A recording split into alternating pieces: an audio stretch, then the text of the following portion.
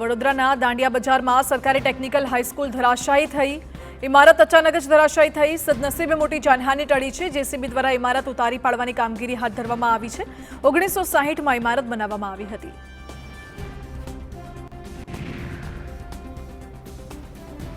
અમદાવાદમાં કર્ણાવતી યુનિવર્સિટીમાં વિદ્યાર્થીઓનો હોબાળો। વિદ્યાર્થીઓ પાસેથી એક્ટિવિટીના નામે ફી ઉઘરાવતા આક્રોશ। ફી નહીં ભરો તો પરીક્ષામાં નહીં બેસવા દેવાની સંચાલકોની ચીમકી સામે આક્રોશ ફેલાયો।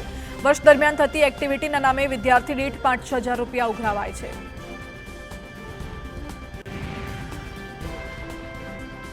અમદાવાદમાં સનાથલમાં કાર પલટી જવાનો વિડીયો વાયરલ થયો। એક અઠવાડિયા પહેલા બનેલી ઘટનાના સીસીટીવી સામે આવ્યા। ગોકુલધામ સોસાયટી પાસેનો વિડીયો છે। કાર ચાલક મહિલાનો ઘટનામાં આબાદ બચાવ।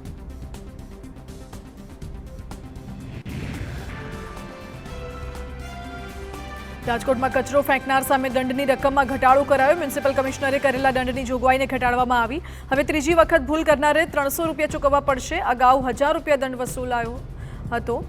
રાજકોટ મહાનગરપાલિકાની સ્ટેન્ડિંગ કમિટીએ નિર્ણય લીધો છે। રહેણાંક, બિન રહેણાંક અને દુકાનોને થતા દંડમાં પણ ઘટાડો કરાયો છે।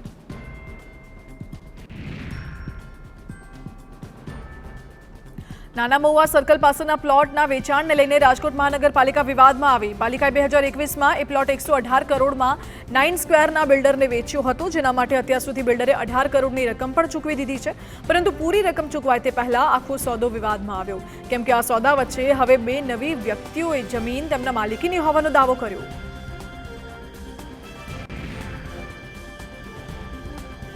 સુરત કોંગ્રેસને મોટો ઝટકો લાગ્યો। એઆઈસીસીના સભ્ય નિકેત પટેલ 200 કાર્યકર્તા સાથે ભાજપમાં જોડાયા। નિકેત પટેલના પિતા સુનિલ પટેલ પણ ભાજપમાં જોડાયા। તમામ કાર્યકર્તાઓને સીઆર પાટીલે આવકાર્યા અને કહ્યું કે કેન્દ્રની મોદી સરકારે દેશનો સાચો વિકાસ કર્યો છે। ખેડૂતો માટે પણ મોદી સરકારે મોટી પહેલ કરી। મોદી સરકારના રાજમાં ખેડૂતો સદ્ધર થયા।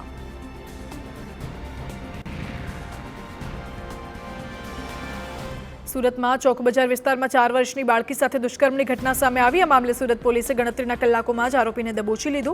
પોલીસ તપાસમાં સામે આવ્યું કે આરોપી અંકિત ઓમપ્રકાશ ગૌતમ નામના શખ્સે દુષ્કર્મને અંજામ આપ્યો હતો।